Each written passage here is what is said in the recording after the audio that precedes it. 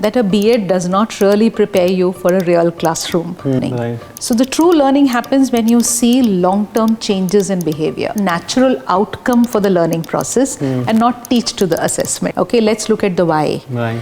Physics can teach you how to split the atom and create the atom bomb, but it is history which would remind you that who is taking the decision, how it impacts. Because you would question first. Any information provided to you through any medium, it makes a whole lot of a difference. You will find it very difficult to kind of get a mob mentality among those students who would critically question the narrative that is presented to them. Welcome to the Critical Thinking Podcast. Today we have with us very special guest, Dr. Manju Surendran, Director Academics, Fravashi International Academy. I have known her over years. What I like about her is her energy, her passion, and her willingness to change the status quo. She runs her school like a startup. Welcome, Manju ma'am, to our first ever Critical Thinking Podcast. Pleasure is absolutely mine and for my institution, Fravashi International Academy, to be associated with the Critical Thinking program. And we feel extremely privileged that when Open Door decided to launch the Critical Thinking program, you gave us the opportunity as a pilot school to start it, and from then on, the journey has been very, very enriching. So we'll shift the gear a little backwards. Yes. We're curious to know more about your journey as educator. Can you talk a little bit about that? Sure. It's been more than 2 decades, almost close to 25 years in the field of education. I started my journey like a true educator from a classroom, a tutor who taught history for good 16 long years in various schools and also implementing different curriculums, the national curriculum as well as the international curriculum. And the journey has been something that has continued to make me challenge what I believe is the right kind of a classroom learning experience. Being a tutor of history, my first foray into classroom was always like, oh, you're going to teach a very boring subject. So that challenge itself made me think, if I can, afford and, have the courage to say that made me think as a tutor that how do I make it relevant for my student? How do those so-called boring textbook concepts of history become life lessons for my students, which they can fall back to even after 20 years of having studied history in a classroom, written an assessment and probably forgotten. So that got me thinking from day one in my classroom, whether it was teaching a board class of grade 10 or an IGCSE curriculum, anywhere across the spectrum wherever I have taught. That has been the one thing that has always pushed me to learn more, to challenge me as a tutor in a classroom, and also to always continuously have this strategy of doing a dip test with my students. Does it make sense? As in test whether does it make sense. Okay. And not just test with an assessment, but a regular thing. Today we may call it strategically as check your understanding. But for me, it was something that I brought in every day into the classroom. I was open to asking for a critical feedback from my students given to me anonymously to make me recall, reflect upon that what we taught, whether it was a content heavy thing like a Mughal history or even dates which were so irrelevant when you actually look at history, and moving them from the what to the why was the bigger challenge. And that's what has been my journey for the last 25 years. For the last 10 years, it's been a leadership role, and I would like to look at my role more like an instructional leader and less of that administrative leader. Yeah. So which role did you enjoy more, or you enjoy more? I think every person in the field of education can honestly put their hand to their heart and say it is always in the classroom. Always in the classroom with the children. That is a role that I still crave for today as a leader. But I do understand that when you are a leader, you are having a larger impact. Right. So beyond the 3-4 classes that would be under my care as a tutor, today I have the privilege of making a difference to an entire school through the curriculum that we implement, through the conversations that I have with my teachers, through the programs that we run. and looking at the impact. So yes, given a choice, the role of a teacher in a classroom is something very closest to the heart, but I do enjoy my leadership role of being an instructional leader where I can make a larger impact into the classroom. In which school did you take your first class in? Amity International, Saket, Delhi. New Delhi? Yes. And how was your first class like? Disaster. Because I was a young postgraduate out of Delhi University and Jamia Millia Islamia. I was a topper from my university, so I walked into the classroom from there. And I did not realize that I had to come down and look at learning from the perspective of a child. And that brings us to a very fundamental question of something that plagues the entire education sector today, that a B.Ed does not really prepare you for a real classroom. That is the big gap that we see, the deficit that we see of classrooms coming alive. So I took the disaster from there to almost a year of learning to ask myself what did not work, right? And that's been the journey of growth from there till today. So for a teacher, more than the subject knowledge or equally important is how to deal with students? I think I will not be very capable of putting a percentage to it, but if I give an analogy of anatomy of a human body, the skeleton is the subject knowledge, but every other organ equally important for a thriving human body to survive. That's exactly what it is. Without the subject knowledge, you may falter a bit, but if you don't understand the learning strategies, the pedagogy, the why of what you are teaching in a classroom, and not just the what you're teaching in the classroom, you will be just scratching the surface of the learning. Right. So the true learning happens when you see long-term changes in behavior. How do you bring about long-term changes in behavior while teaching language, sciences, mathematics or social sciences? That's a question a teacher needs to ask herself. Only then the classroom comes alive. And all of us need to look at assessment as a natural outcome for the learning process and not teach to the assessment. So you have a very strong views on assessments. Absolutely. Right. So let's say a child, there is a boy or a girl and who wants to study history from you. How do you envision that after 10 years studying from you, what will be the difference that you will make in that student's life? I can definitely say that I will make an effort to bring about a difference. I will not say that I will be able to do it, but the effort will definitely be there, and that has been there for me as a teacher of history. I can very fondly remember my classroom interactions with my students when I was not teaching a high-stake board class to a classroom which was not attempting a board examination like a grade 7 or an 8. The difference in the classroom itself was how I approached it. And I built the connections with my students even in grade 10 to tell them, when I was teaching a national curriculum or an international curriculum, either way that you're looking at it, that in the initial first few months when we are looking at history as an academic subject to learn, we look at it from a historiographical perspective. We look at it from an inquiry perspective, right? And then once you get that, it's mastering how to crack the examination. Right. Whether it is a mass scale, board examination conducted by a CBSE, ICSE or any of the state boards that you talk about, or an international curriculum. It's about understanding how you will be assessed. The intent of the assessment, once understood, it makes a difference. I see the success for me as a history teacher if my child is looking at evidence when it is shown to them that historically this is what used to happen in the country or in this region, and they ask for evidence. They critically evaluate it before jumping to a conclusion just because it's been packaged very well in a social media post, and they don't buy into it. That would be the success if my students have sat through my classes and I have been able to get across to them effectively. Right. So when I was studying history, it was more about dates and events, right? So that was kind of a knowledge-based rote learning, right? And there is a next level of learning, understanding-based, where you understand why this ruler took this decision. Great. Do you think there is a next level to it as well?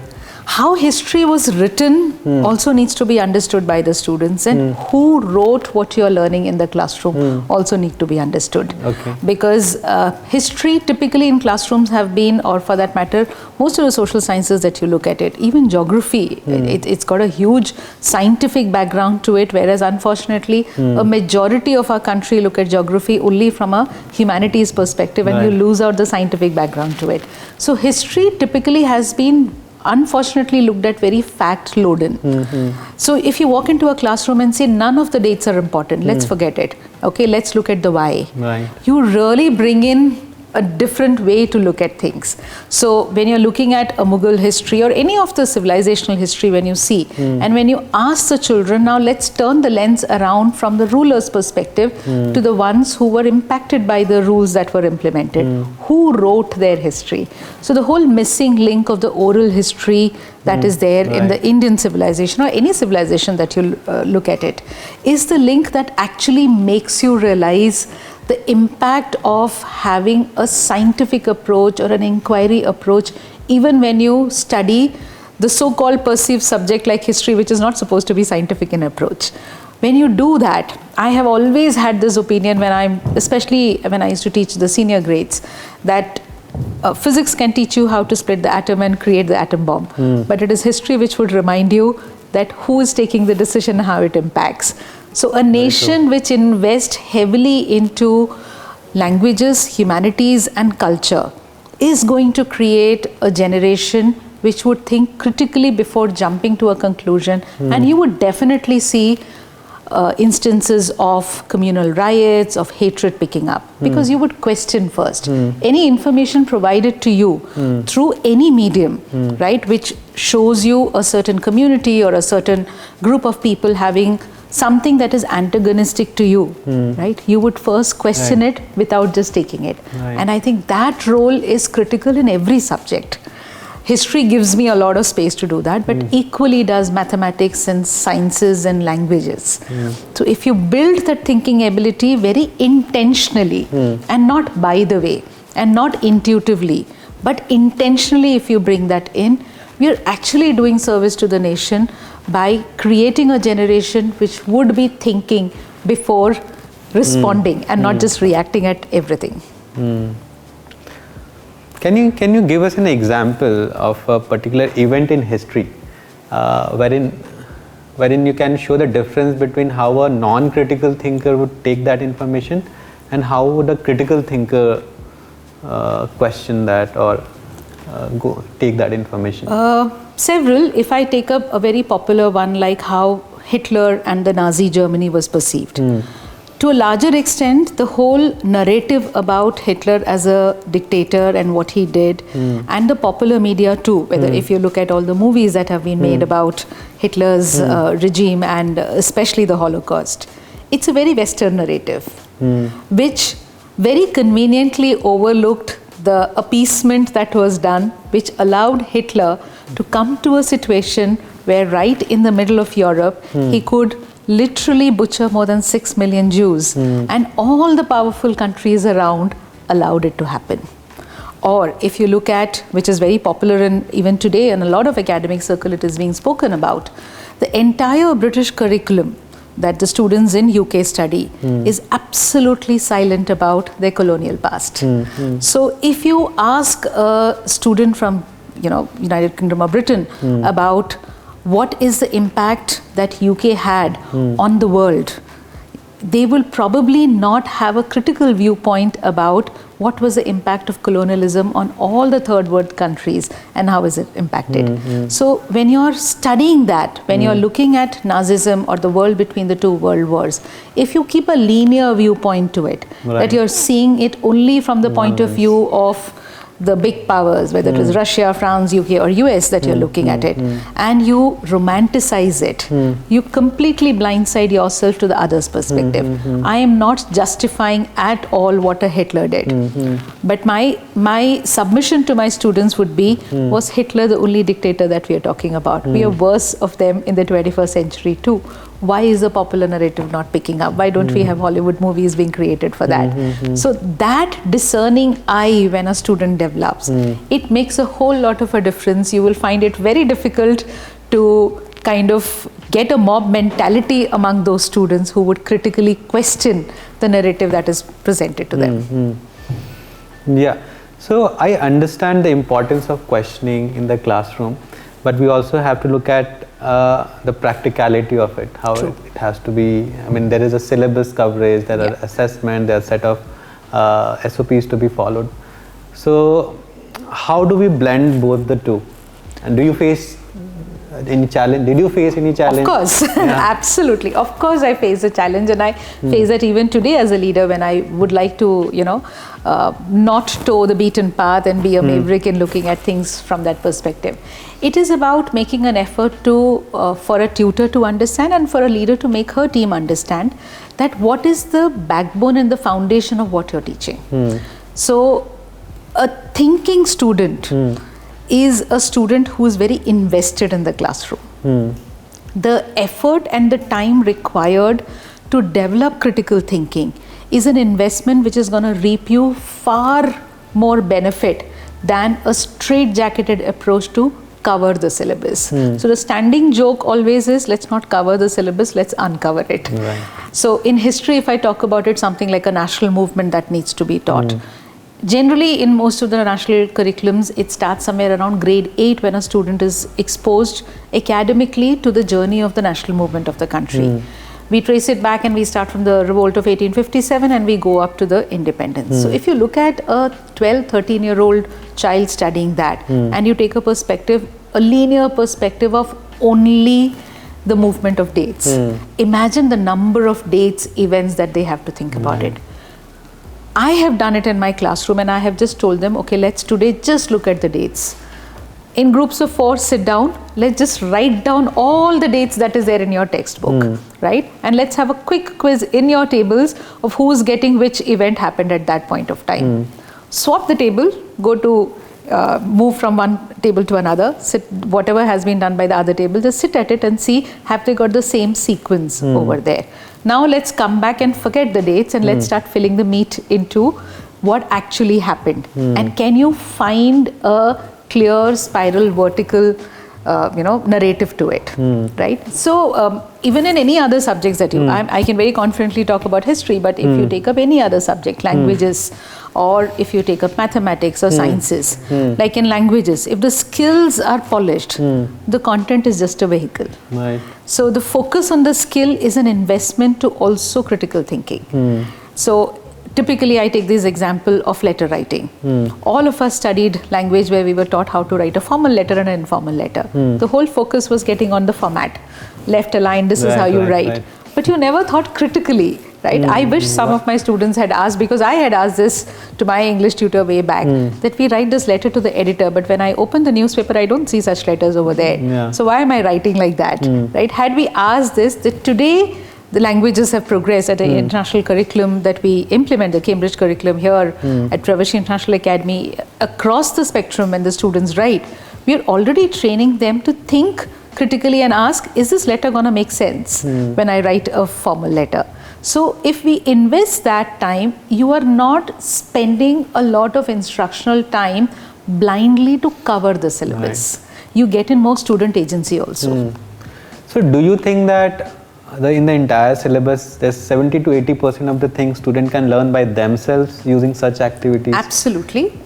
All good schools have to make a shift from direct instruction towards coaching and mentoring, because learning has to be very intentional from the student also.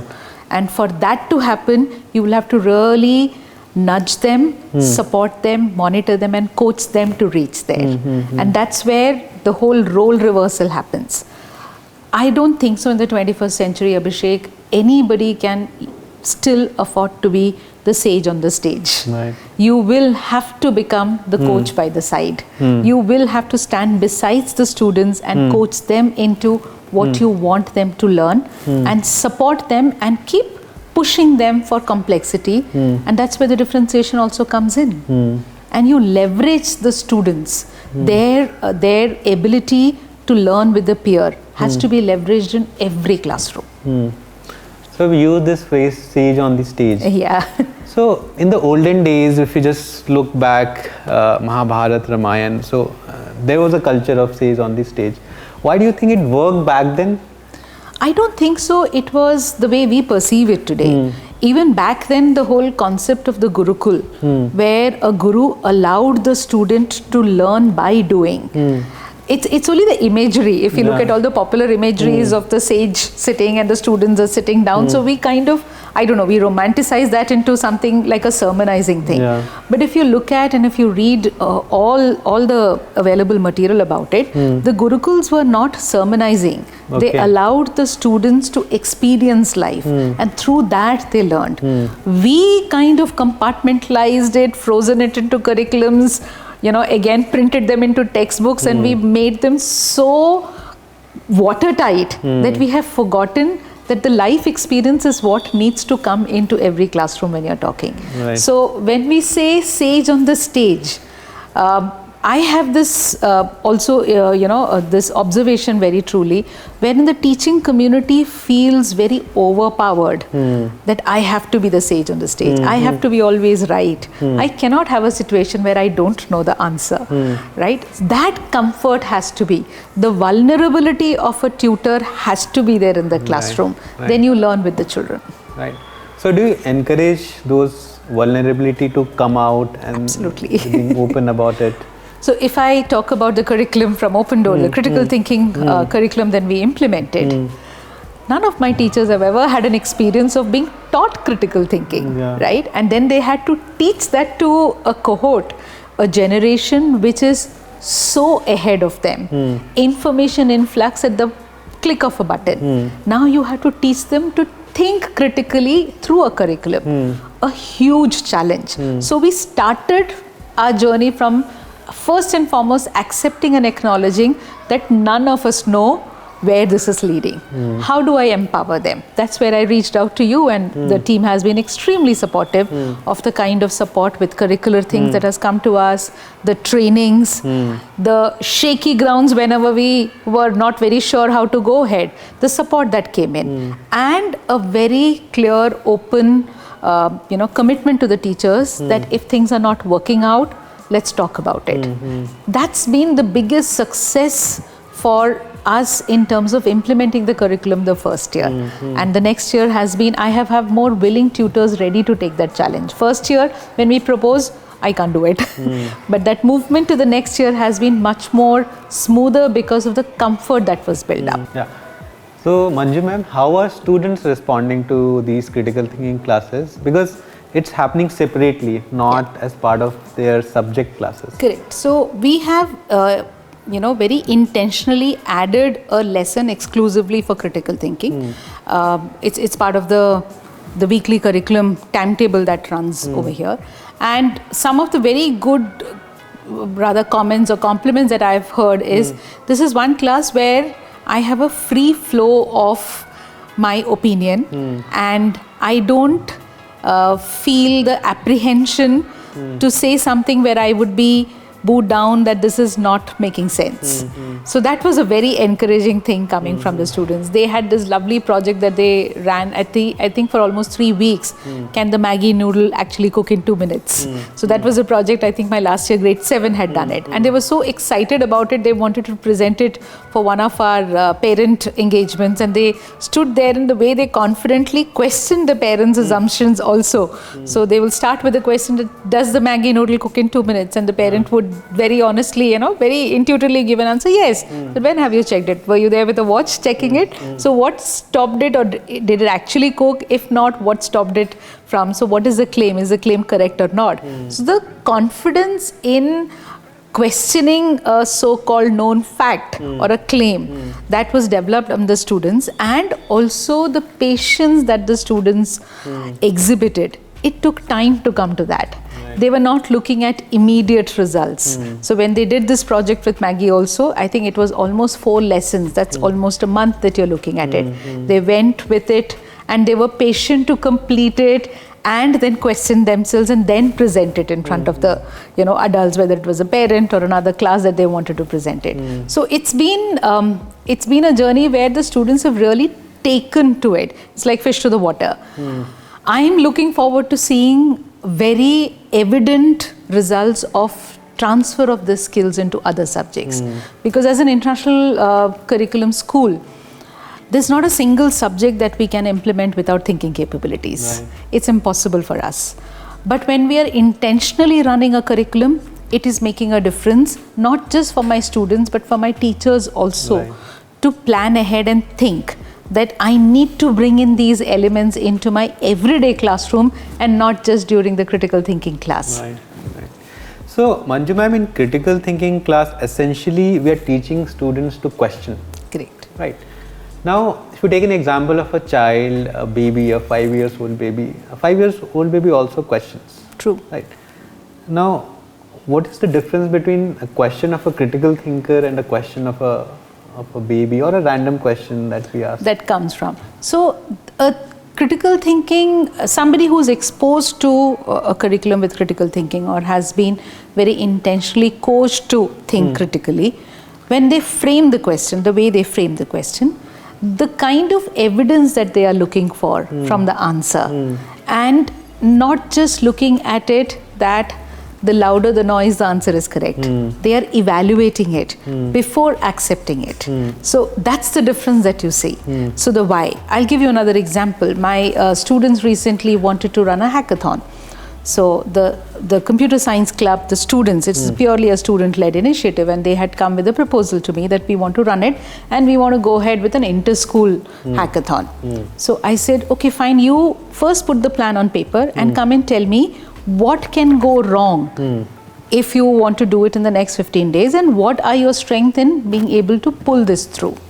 They came back with a fantastic both do's and don'ts and what could go wrong in terms of the fact that, because these are all students from my IGCSE and A levels, their assessments are ongoing right now, and to be able to something as simple as this, they critically evaluate that if I reach out to the schools right now, this is the midterm going on right now, I'll not get students coming and registering for it. Right. So instead of straight going for an inter-school, can we first do it in school between grades and have an age bracket for them to participate. And when they created the whole website, they also thought about this, that if something goes wrong, because it is technology, plan A, plan B and plan C. So they critically thought through what could go wrong, questioned everything that can go wrong, and what is their preparation for it. Now these are typically students who are not exposed to the critical thinking program, because they're currently in my grade 10, 11 and 12. But the curriculum worked. So imagine with that, an intentional program, it's like a cherry on the cake. It makes a huge difference. And I also respect that we are starting at the right age. My grade 6, 7 and 8 is matured enough to deal with the content, has the vocabulary and the language ability to articulate their questions, their thoughts also very effectively, and also respectfully we teach them to disagree.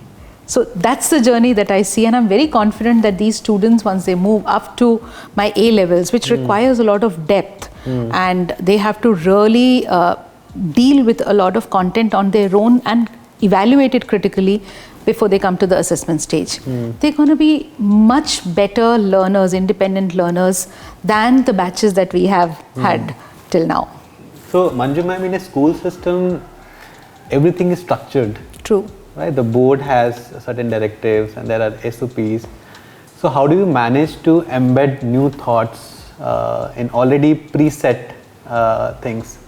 I know that time is really a challenge. We often wish there was more to the 24 hours.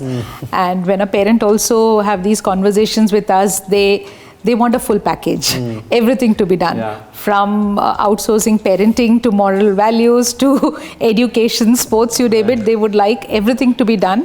And typically a school has a learning space of approximately 6.5 hours maximum on a regular basis, let's say 5 days a week. And yes, I do have a curriculum from whichever board that you're implementing. We implement the Cambridge curriculum.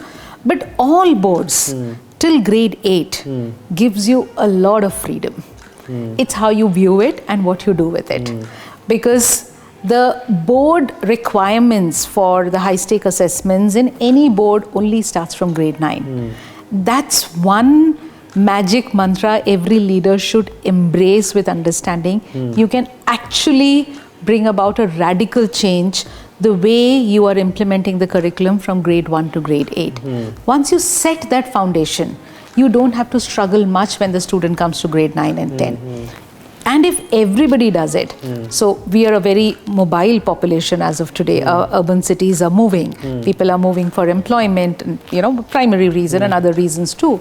So they are looking forward to a school which can give their children, a parent who's moving, a similar kind of a setup and not be bogged down by this question, is this school going to give my child an experience where they would get opportunities to think critically. So till grade 8, it's the lens has to move from what I earlier said, covering the syllabus to uncovering it. Every curriculum, and in every curriculum, every subject gives you ample opportunities to take that call.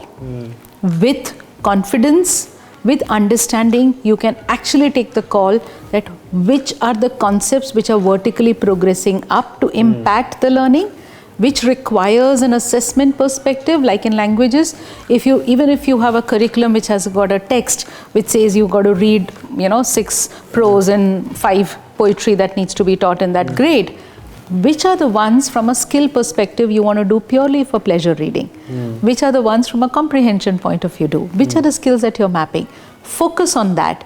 When we have a blanket policy about let me cover the syllabus, then it becomes quite a one-way monologue, and that's where you start losing children. You don't even get it. You would cover the 100% syllabus, but how many of them are carrying the skills that they require to move to the next level? So when we train teachers to have that discerning eye, to unpack the curriculum and look at the curriculum and then look at the text as a tool. The textbook is just a tool. It's more a link for a parent to understand, because a parent can't be in classroom every day to know that what is happening, and for a child to just fall back on. But the curriculum is the backbone of any curriculum that you look at it, and if it is if we invest more time with the team, the teachers who are implementing the curriculum, to help them unpack it and understand it, you will also be successful in taking the pressure away that a teacher feels that I have to teach to the assessment. And when we start looking at assessment from a diagnostic perspective, it's a tall order to ask for. A qualifying examination like a grade 10 and a grade 12 is considered by the universities for acceptance. Fundamentally flawed, but that's for a different podcast to discuss. But if the teacher is able to understand, we'll have a separate podcast. Yes, for that. So then you can actually train the children to see the assessment as a vehicle through which they are testing themselves too. Imagine doing that from grade 1 to grade 8. You've mastered it. So your 9th and 10th, where your public high-stake examination comes, the anxiety just to blindly score can come down. A child can look at what's my strength, how do I study better? What makes sense for me to understand, how am I going to be assessed for this quantum of content that I have studied? They don't just approach it blindly, they approach it very strategically. So the space is there. It's the intent that is required. And any new idea, there is also this, issue with progressive schools. Every progressive school wants to come up with a new thing every year. Doesn't work actually, because you're dealing with children. So if you really want to see something, please assess and analyze a program or a curriculum that you're trying to bring into your school. Ask yourself, what am I looking out of it? What is the end results do I want to see?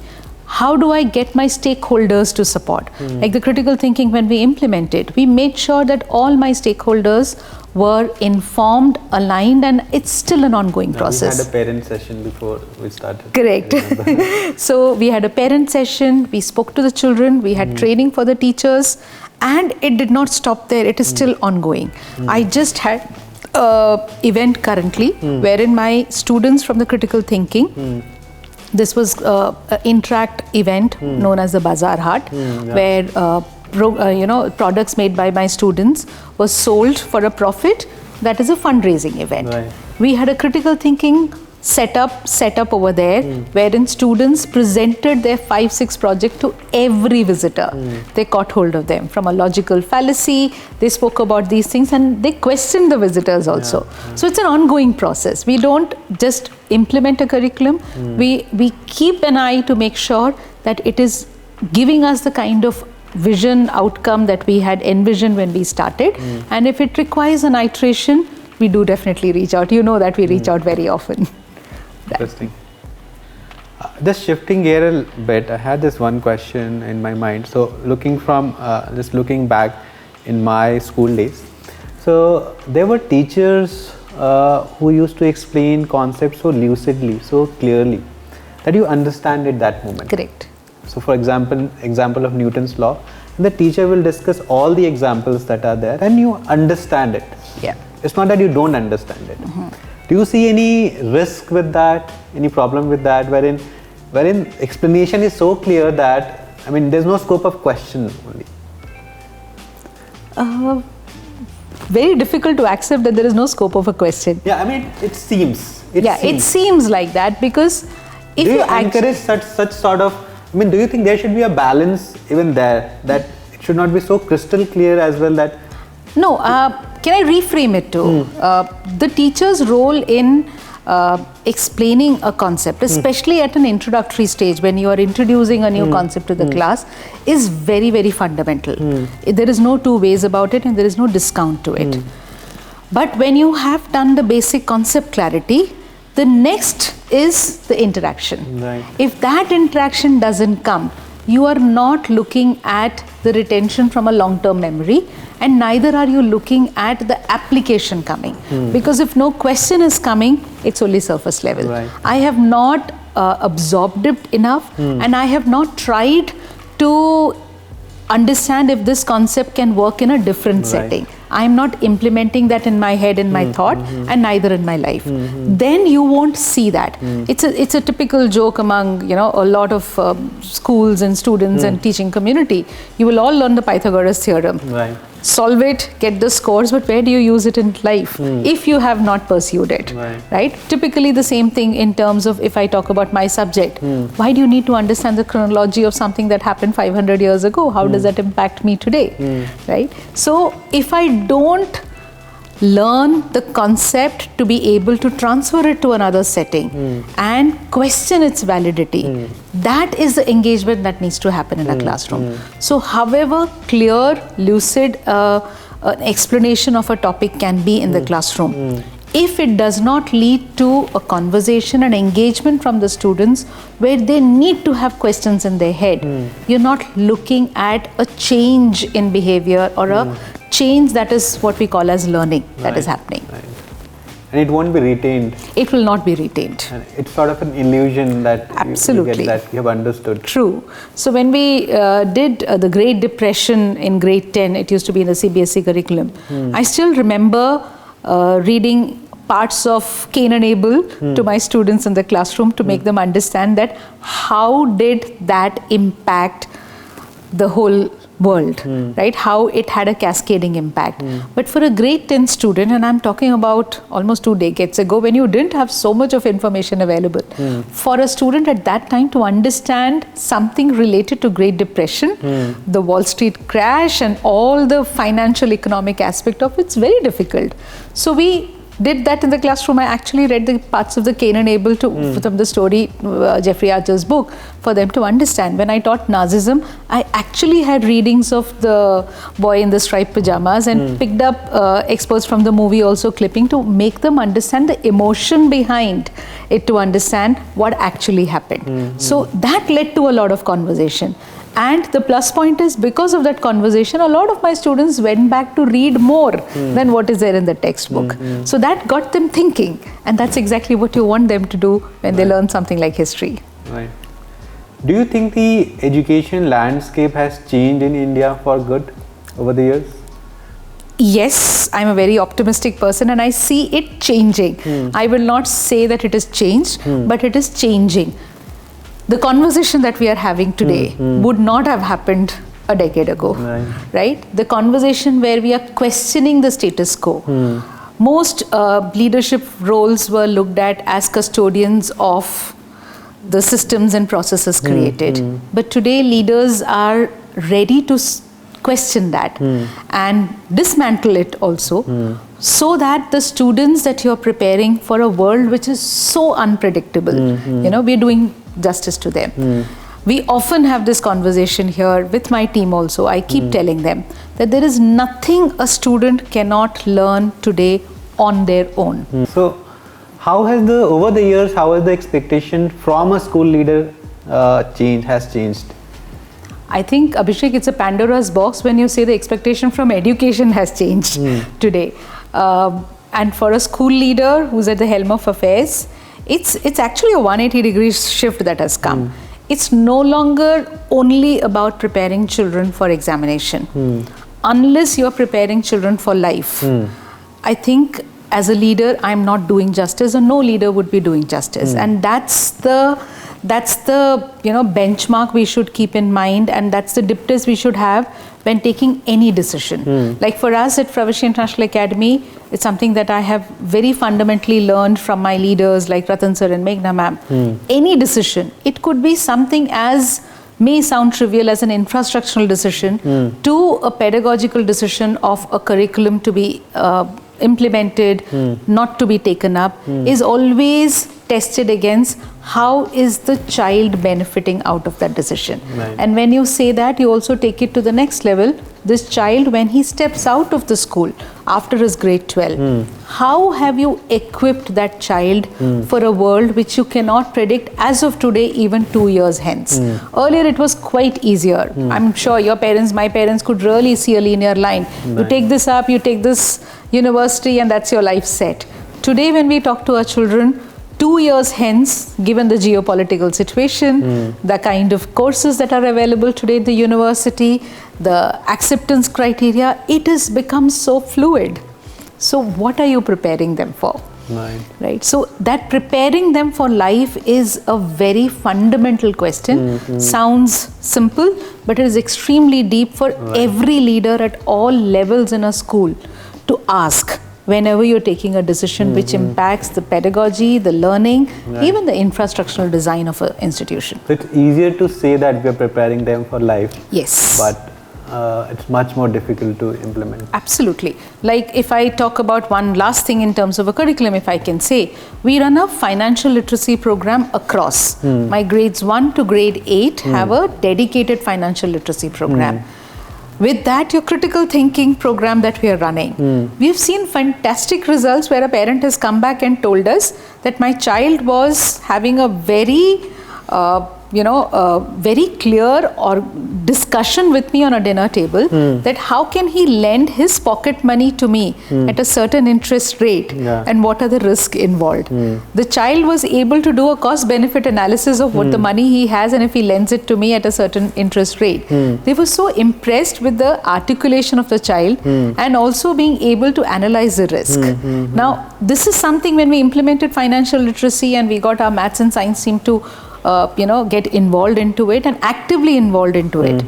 We were realizing that you're not just teaching currency as part of an academic curriculum in the textbook because there is a chapter on it.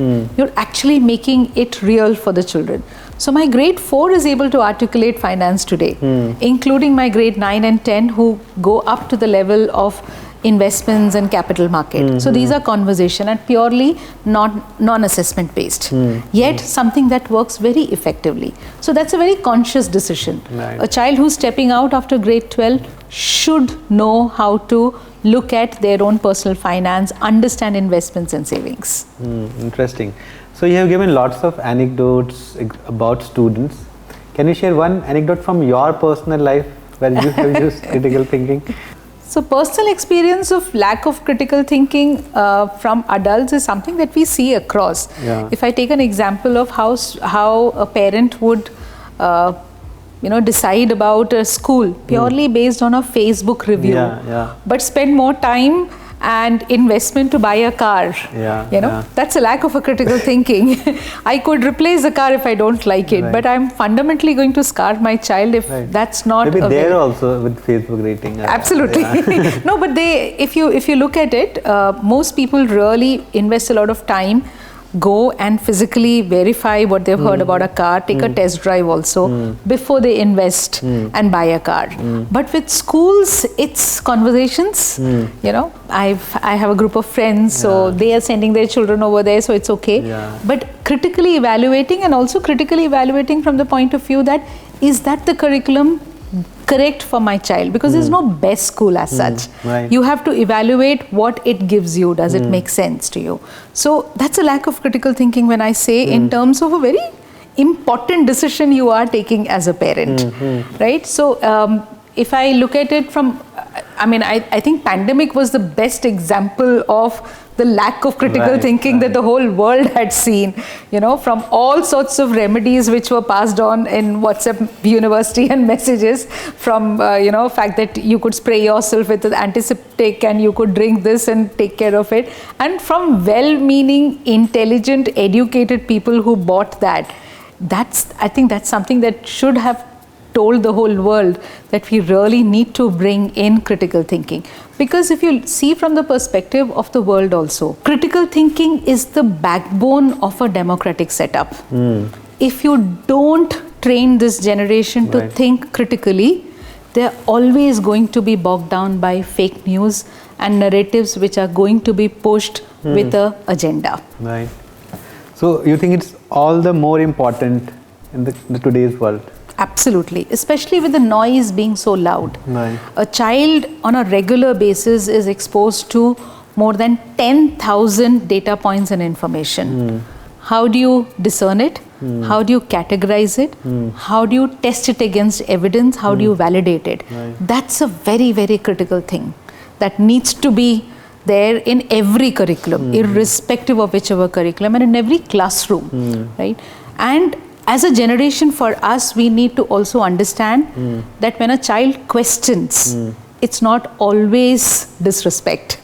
We have to train them to question respectfully and not shut down their voices, because that's going to lead to a problem where our very, intelligent and potential that we have with the Indian students does not come out that you see at leadership roles, because they've always told a good boy is somebody who always complies. Right. And that has to be reversed. That has to be reversed. Right. So when we encourage critical thinking in a classroom, you are bound to have situations where student might have an absolutely contrarian view to the tutor. So when I said that the tutor cannot be any longer the sage on the stage, I'll have to step down. I will have to create that space, and that has to be again very intentional. So it begins with a respectful disagreement. So we begin with an understanding right at the beginning of the year that I agree to disagree. And how I disagree is a process that you bring in space.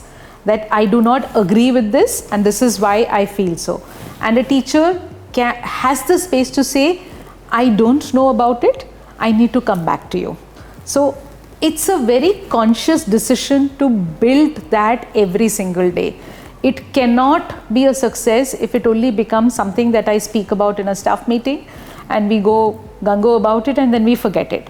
But it has to be. And also for a teacher to have a space to come back and say that I was not able to hold that conversation. It really went astray and I couldn't manage it. So then being able to reflect back upon that what did not work and how can I support you with that. That's my role and my team's role as segment level leaders, where we support them on that. So as I said, the intention above everything, and giving a space for a teacher to also say that I couldn't manage it, can I look at it differently, and intentionally training children to respectfully disagree with something that is happening in a classroom. Right. All right, so we can have a closing. Any final words, any final punchline statement? I think I've given a lot of punchline. I think the last, if I have to conclude the whole conversation, and I must say it was a very interesting and a very rich conversation, it would be that the whole sector of education and all the people involved in it, from policymakers to the ones who implement in the classroom, need to wake up and realize the fact that we need to change. Right. And what was good for me in 1995, not everything can be good in 2025. I am not discounting and writing off everything that was fundamentally, what was fundamentally right for education is right even today. Right. But you're dealing with a different cohort today. You're dealing with a different society today. Right. And education needs to move faster with that change, and very intentionally.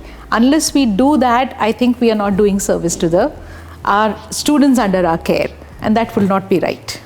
Very true, very true. So Manju ma'am, it's been absolute pleasure talking to you. My pleasure. It was Absolutely. a rich discussion. Thank you for your time. Thank you.